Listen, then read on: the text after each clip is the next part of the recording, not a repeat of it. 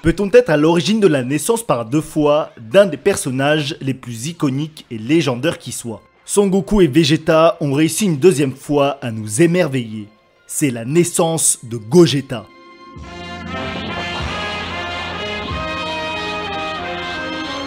Bienvenue dans le bouquet final.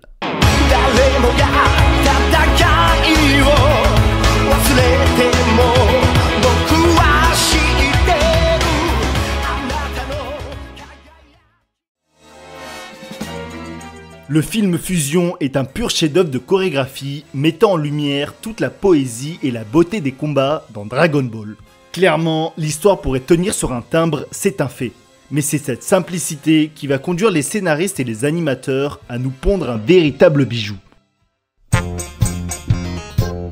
On reprend avec Goku qui doit faire face à la première forme de Janemba, une sorte de gros bébé dont les coups ne semblent pas l'atteindre. Mais déjà les mouvements des attaques s'inscrivent dans une esthétique particulière. On peut notamment le voir avec les coups de poing dans les portails, si bien amenés et si bien retranscrits, et annoncent déjà la couleur en termes d'animation. En soi, c'est juste une étape pour permettre de nous ressortir une transformation si iconique. On en avait déjà parlé dans l'épisode 8 de Cultissime, et Goku remet ça avec une forme encore plus théâtrale.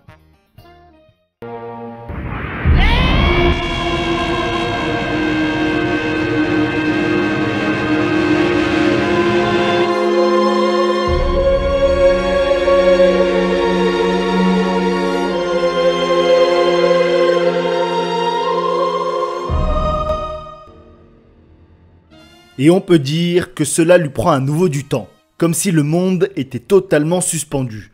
Le temps et l'espace se dilatent au vu de l'énergie qu'il doit déployer. Cette sensation de puissance que dégage le Super Saiyan 3 est parfaitement retranscrite. S'il doit affronter ce monstre, ce sera à pleine puissance.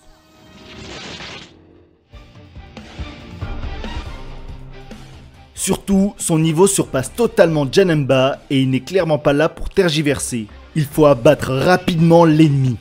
Et pour cela, il lui assène un coup magnifique tout en puissance.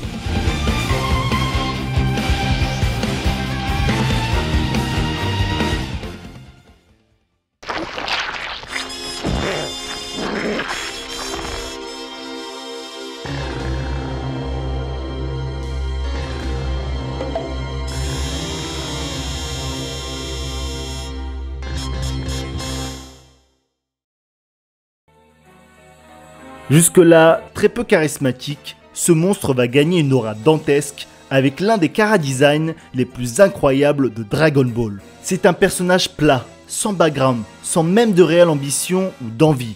Il est extrêmement monolithique. Il n'est qu'une façade, un ennemi. Mais bordel, quel ennemi! Il en impose rien que par son design et sa façon de se battre. C'est fou qu'un personnage avec si peu de personnalité impose une telle aura, juste avec son aspect visuel.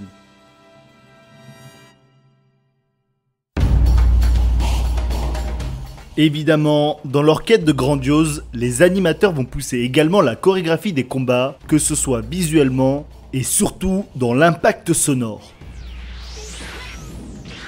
Que dire de cette danse endiablée entre Janemba et Sangoku?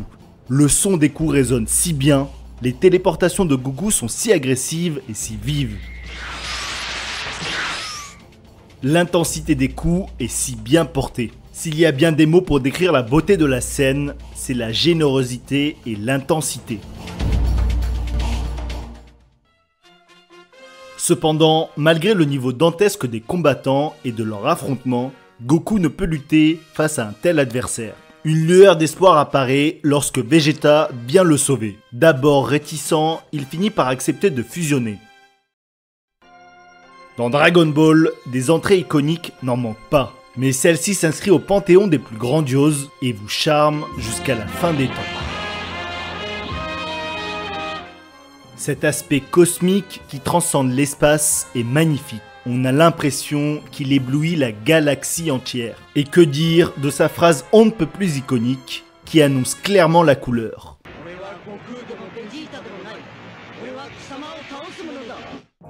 La légèreté avec laquelle il se déplace contraste totalement avec le bruit assourdissant de ses coups. Et pour conclure cela, il atomise littéralement Janemba avec un orbe cosmique. C'est ce que l'on appelle le charisme absolu.